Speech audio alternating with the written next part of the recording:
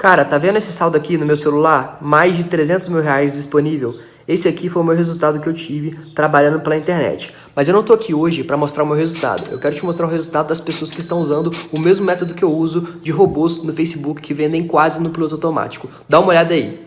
Cara, 3 meses atrás eu mal sabia mexer em Facebook. Olha só esse resultado. Mas esse valor eu ganhei apenas em 13 dias. Olha isso.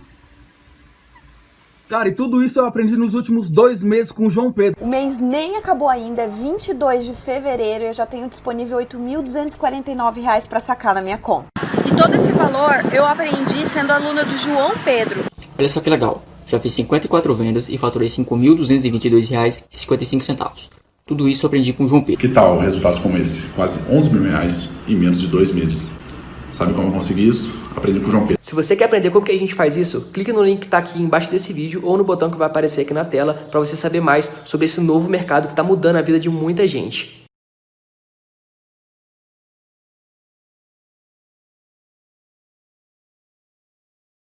E agora vamos falar da vitória do Mengão. O Flamengo venceu Fortaleza no Maracanã pelo placar de 2-1.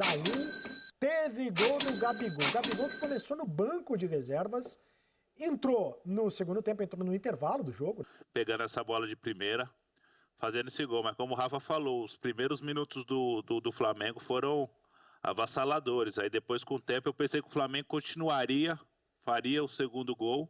Mas aí deixou o Fortaleza voltar para o jogo. O Fortaleza é um time que toca bem a bola, conseguiu voltar para o jogo e conseguiu segurar o ímpeto do Flamengo, até esse gol do Gabigol aí. Agora, o Gabigol, bom, não dá pra saber se ele entrou desanimado, se ele não entrou desanimado. Ele entrou mal no jogo, né? Entrou mal, porque desanimado eu digo que é algo muito subjetivo. Você não dá pra saber, ler o pensamento dele pra saber se ele tá desanimado ou não. Começou no banco de reservas, não sei se ele tá bem fisicamente, ficou de fora do último jogo, foi poupado. Não sei se ele tá 100% condicionado, se tá bem fisicamente ou não. Não sei também o que passou pela cabeça do técnico do Flamengo, o Domi, se quis dar moral pro Pedro, que fez 2 gols no último jogo. Mas você deixar o artilheiro do time, o cara que é ídolo, o maior ídolo da torcida no banco de reservas, é no mínimo notícia. Sim, isso gerou polêmica aqui essa semana, Cireto, no Sai do Muro. O quadro da Sirene aqui no Troca de Passe, porque eu falei que dentro do modelo de jogo do Domi, faria sentido ele usar o Pedro como um jogador centralizado, em vez do Gabigol. Isso gera polêmica pela hierarquia, pelo tamanho do Gabigol, pelas artilharias dele nos últimos anos, não só no Flamengo, anterior ainda dentro do Santos também, mas dentro do modelo, um 9 mais fixo, empurrando, trabalhando profundidade, prendendo dupla de zaga adversária, faria sentido. E ele veio com o Pedro para o jogo hoje. Acho que é um pouco de tudo que você citou. O bom momento pelos gols no meio de semana, com boa produção ofensiva, e o Pedro participando dessa produção, não só com o último toque na bola. Um Gabigol voltando de lesão, podendo ser explorado da melhor forma possível no intervalo menor de tempo dentro do jogo, foram os 45 minutos finais, e um pouco do que é o encaixe na equipe. O segundo tempo do Flamengo foi pior também porque o campo ficou mais congestionado. O Gabigol não trabalha essa profundidade, ele não é um 9 fixo, ele vem trabalhar a bola. Aí ele traz a linha de defesa adversária para mais próximo, ele aglomera jogadores num setor muito próximo do campo, à frente da grande área adversária. O 9 de movimentação produz isso. Como é que você vai gerar profundidade? Ela tem que ser gerada pelos outros caras do time. E o Flamengo não conseguiu compensar a troca do Pedro pelo Gabigol no segundo tempo. Então o Flamengo acabou jogando menos e no momento onde ficou numa situação estranha pela lesão do Pedro Rocha, acho que é possível que tenha acontecido, a gente debate muito esse lado, e é subjetivo porque você não vai, só se você perguntar aí 1 a 1, todos derem respostas muito diretas e objetivas sobre isso. A questão do ter um jogador a mais, ter arrefecido, tirar um pouco da concentração, diminuir o foco da equipe em campo. Aquele Gabigol completamente livre, aparecendo na frente da área para definir o jogo, é uma falha considerável, né, do encaixe da marcação do Fortaleza numa reta final de jogo, onde a vitória apareceu no horizonte com um jogador a mais, né, e com o segundo tempo amarrado. E o Flamengo conseguiu achar. Fica aparecendo quando eu falo em A ou B, ou se eu cito que o Pedro merece mais oportunidades, até por se encaixar no modelo dentro da temporada, isso não é um desmerecimento a um Gabigol. É um desafio para o Domi de tentar usar da melhor forma possível o elenco vasto de qualidade que tem. Sorte do Flamengo. Mas é importante que ele consiga equilibrar isso. Eu não acho que tem incômodo dele. Ele saiu emburrado, né? Saiu. Mas eu não acho que passe pela reserva ou pelo treinador. Inclusive, ele comemorou o gol no banco de reservas mais uma vez, né? Então, não acho que seja isso. Olha só a imagem. O Grafite, você que foi jogador de futebol, aliás, jogou na mesma posição. O cara, é óbvio que ninguém quer ficar na reserva. Todo mundo quer. O jogador é fominha, né? O jogador quer jogar, todo mundo quer jogar. Agora, o Gabriel. Olha lá, eu não sei também o que está acontecendo ali. Essa imagem, o Marcos Braz foi lá abraçar o Gabigol. Ele sai contrariado por algum motivo que eu não sei qual é. Se tá bronqueado ou não. Não dá pra gente saber. A imagem está mostrando algo que não dá pra gente interpretar, né? Não sei. Agora, o Grafite, o jogador de futebol, qual é a reação do jogador em começar no banco de reservas? Você acha que isso pode ter desmotivado o Gabigol? Ô, Sereto, eu sei o sentimento que o Gabriel estava sentindo ali. Eu nem posso falar qual era esse sentimento aqui nesse horário ainda, né? Porque por mais que o atleta respeite o companheiro que está entrando, respeite a opção do treinador, mas é aquilo que o Rafa falou agora, a enquete que tivemos essa semana. O Gabriel tem uma história dentro do Flamengo, né? Ele foi poupado no meio de semana por um problema físico. O normal seria ele voltar, mas respeitando o momento do Pedro também, uma sequência para o Pedro. Então, por que não iniciar o jogo hoje com os dois em campo? Eu acho que faltou esse discernimento, porque na Europa o jogador aceita numa boa isso daí, essa situação, o Sereto, o Rafa, mas aqui no Brasil é difícil, a cultura do futebol brasileiro é diferente do jogador europeu. O jogador europeu aceita. O Domenech já deve ter feito isso várias vezes, né? O Guardiola já deve ter feito isso várias vezes, só que aqui no Brasil não tem essa cultura. E eu entendo a frustração do Gabriel de sair do banco e entrar. Às vezes o cara não entra com a mesma motivação, não estou falando que ele estava desmotivado, mas acontece o cara entrar bravo, e ele só marca esse gol pela característica dele de vir de trás.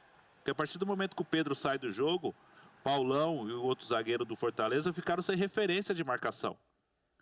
Aí vê, os dois estão dentro da área, eles estão dentro da pequena área e o Gabriel está vindo de trás. Eles estão sem referência, porque é uma característica do Gabriel sair. E isso ajudou no jogo do Flamengo no segundo tempo, acho que ajudou um pouco. No primeiro tempo o Pedro fez algumas tabelas, fez 1-2 ali, mas ele não estava numa noite tão inspirado igual ele estava no meio de semana.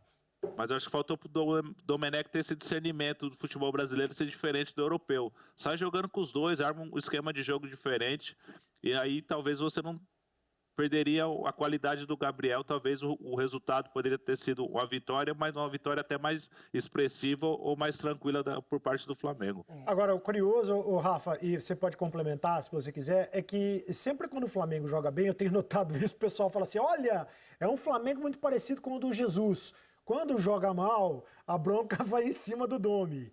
Acho que vai demorar um pouco ainda, além de algumas questões que já me parecem claras e óbvias, para a gente identificar um Flamengo autoral do Domi. Sim. Né? Leva tempo e... Como é que é? Mostra a imagem de novo. Carlos Eduardo Sá está me chamando a atenção. Vamos rodar de novo a imagem, porque o trabalho do Domi. Fala aí, Rafa. E aí, o que você acha? Eu acho que ele tem aberto mão, ele tem feito concessões nesse processo. Por exemplo? Um Everton Ribeiro com uma liberdade de movimentação dentro do primeiro tempo do jogo. Não tão preso... o Marcos Braz atrás olhando pro Domi. Ó, tá de olho.